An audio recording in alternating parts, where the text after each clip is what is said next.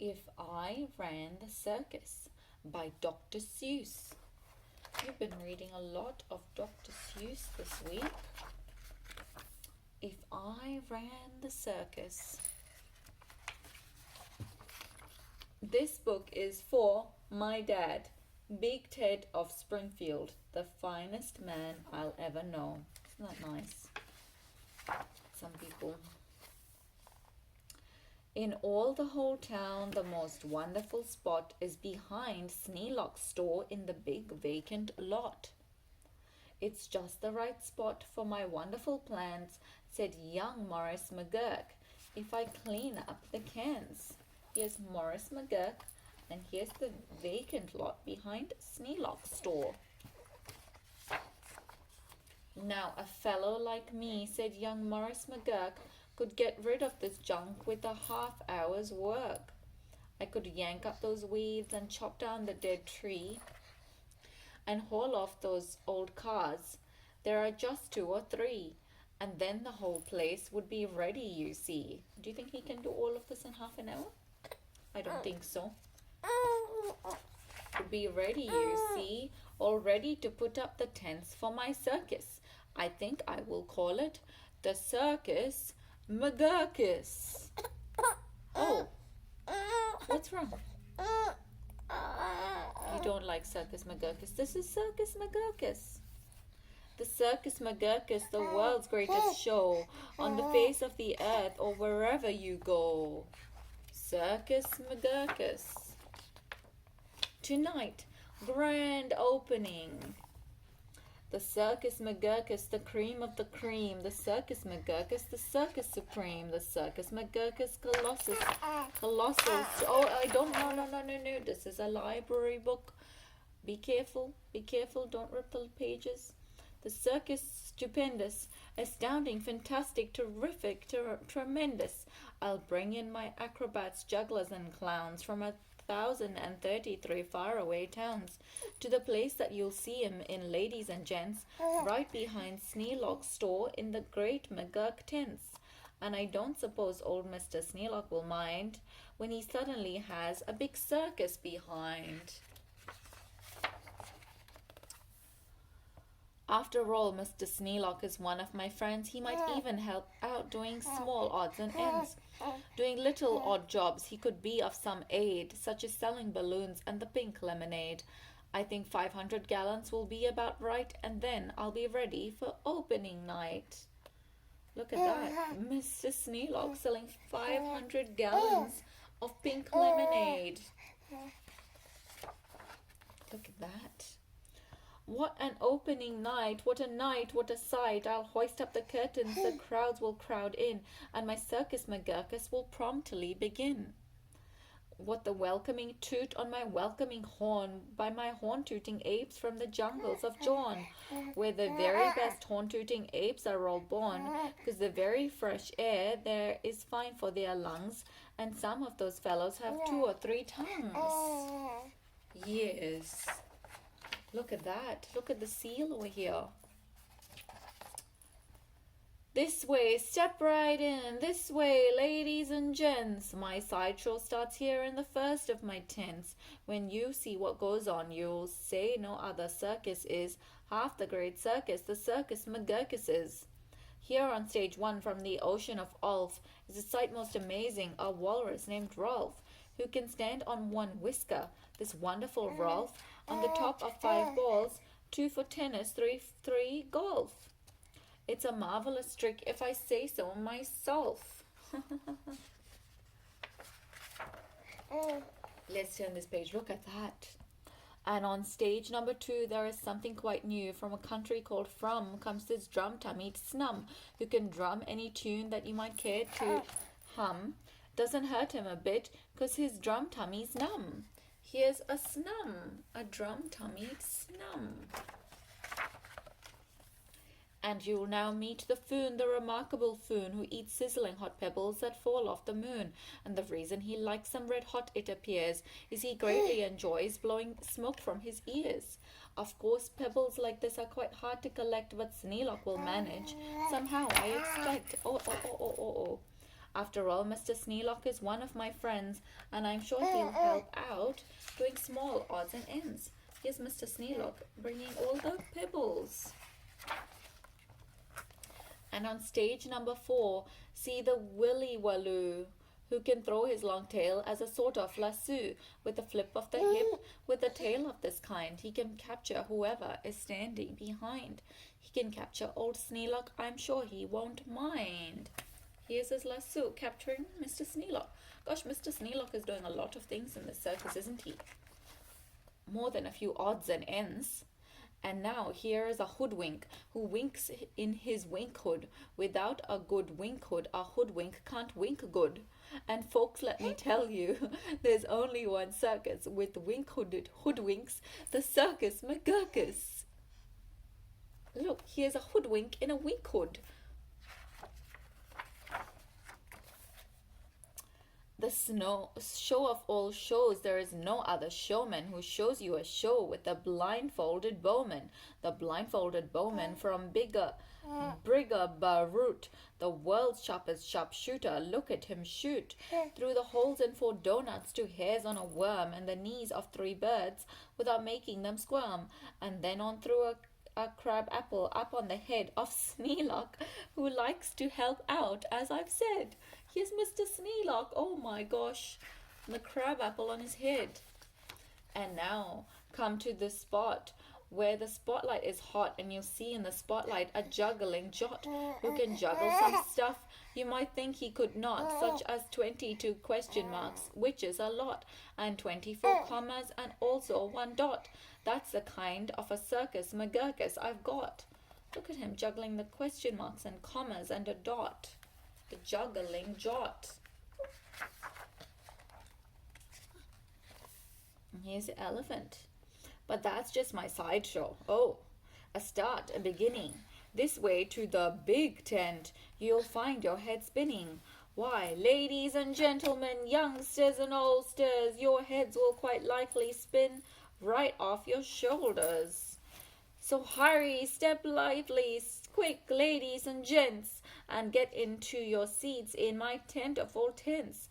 My parade of parades is about to commence. Come this way, ladies and gents, the Circus McGurkus. Step right in, step right in.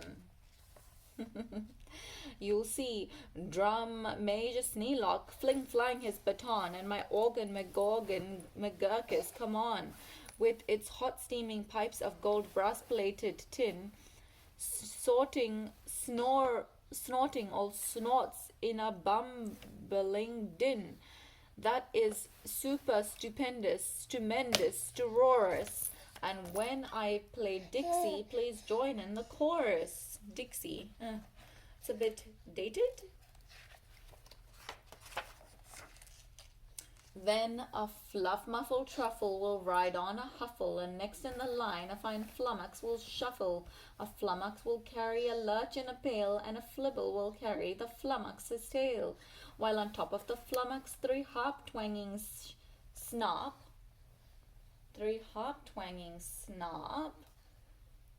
will twang mighty twangs on their 3-snapper harp, while a bolster blows bloops on a 3-nozzled blueser, a nolster blows floops on a 1-nozzled noozer, and then comes a lion who's partly a trout.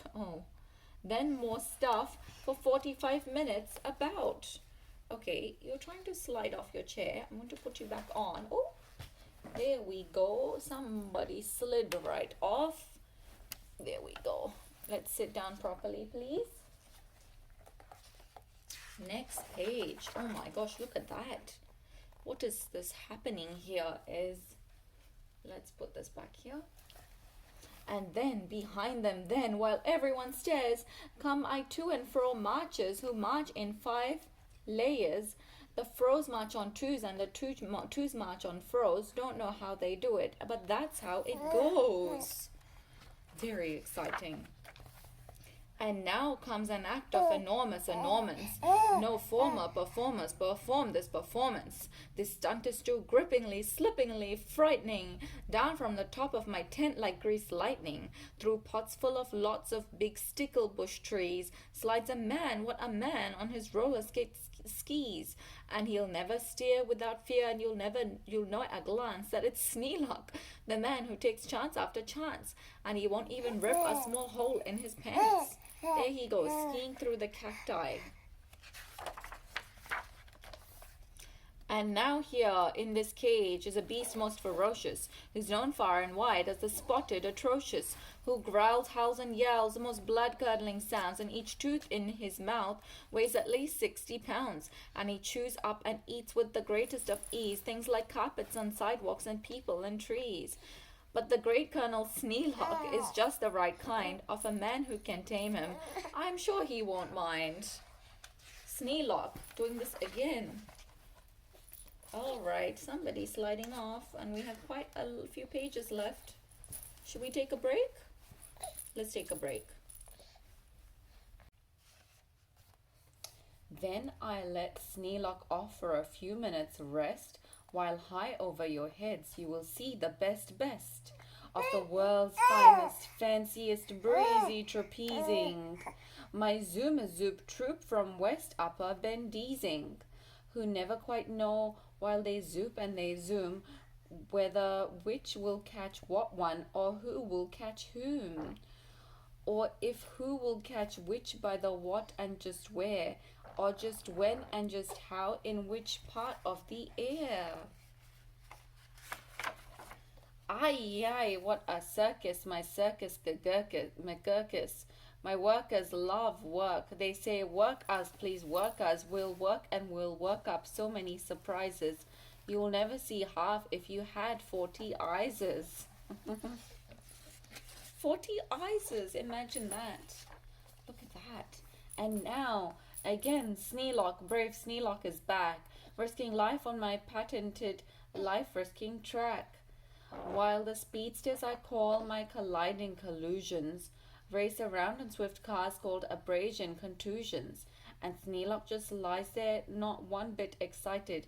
I know he won't mind. He'll be simply delighted. Oh my gosh, look at Sneelock.